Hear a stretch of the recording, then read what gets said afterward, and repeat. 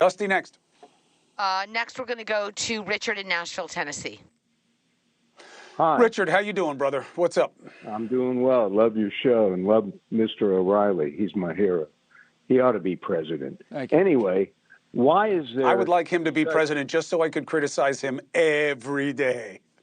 Will that be all right? Why is there such an obvious lack of investigation and prosecution of the Biden side versus the overzealous investigation and prosecution of the Trump side? What an excellent question, Richard. It's one word, corruption. That's why. So the Justice Department is controlled by Merrick Garland. Thank God he's not a Supreme Court justice. And he's not going to look into Hunter Biden or Joe Biden. In fact, as everyone knows, Christopher Wray, the head of the FBI, another corrupt guy, refused a subpoena to turn over a whistleblower report that says Joe Biden, as vice president, took bribes.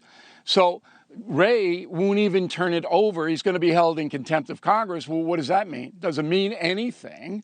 Under Obama, the Attorney General defied a subpoena in the Fast and Furious, Eric Holder. And he got contempt of Congress and nothing happened to him. We unfortunately have a corrupt federal system, and it's not just the Democrats' fault. Trump could have solved some of these problems of corruption. He appointed Wray.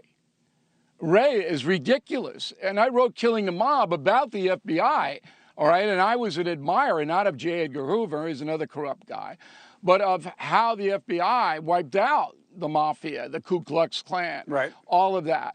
And now I'm looking at the FBI going, these people are absolutely political order takers, and they'll gin the game if they're told to do so, and that's what you saw in Russian collusion. Now, with that said, our understanding is that the DOJ is looking at Hunter Biden and looking at the Burisma stuff. And 5 years, Cuomo. Barney Fife. Barney Fife could have gotten to the bottom of this faster, okay? Let's give Barney some props. From Mayberry is who he's referring to. The Andy Griffith show. I'm just saying this is what they have been saying. The second thing is that I will say that is very unpopular, and nobody likes when I say it. I'm telling you, allowing the parties to investigate each other to no end is only feeding the game and making our problems worse. We had special counsels. You do not. They appointed special counsels. They're still. It's all extensions of the game. What do you want them to do? Bring in people from Argentina? Come on, that's the system. No, I'm not. But the system shouldn't be corrupt. We didn't always do this. It started with Clinton, where all the rules went away, and we investigate politicians for peccadillos, and we find what it is, and now it's not just political, it's legal, and it's a mistake. You should not allow these guys to prosecute their opponents using congressional powers, the DOJ, or anything. We've got to find a better way to separate it. It reeks of politics. Dusty, last call. I don't disagree with that. I don't disagree with that. Last call. We got to give the ladies their voice tonight. Vicky from Charlotte, North Carolina. Vicky, how you doing? Thanks for calling. What's your question?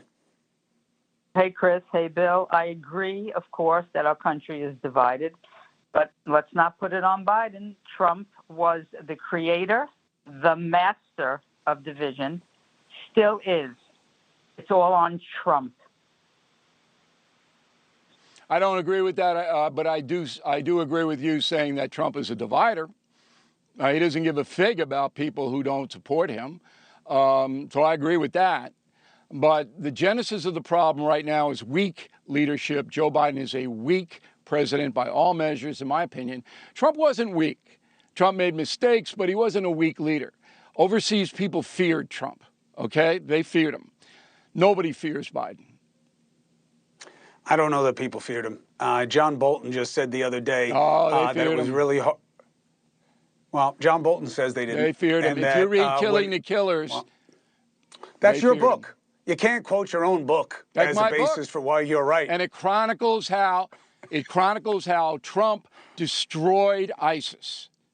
So if they didn't fear him before, they certainly feared him after. I was there, okay? The efforts to take out ISIS belong directly to the military, despite the horrible politics behind the missions that they made happen anyway. And the idea that he was Who's the reason that we got rid of commander-in-chief terror. of the military, Cuomo? Yeah, I know, and Who's he the gets credit. commander-in-chief There's of no the military? question. But this is a guy who didn't even want us there, Hallelujah. who doesn't understand half of what's going on. Look, hey, thank you for watching. Please go to newsnationnow.com, newsnationnow.com, and you can find NewsNation on your television provider. And don't forget to click the red subscribe button down below.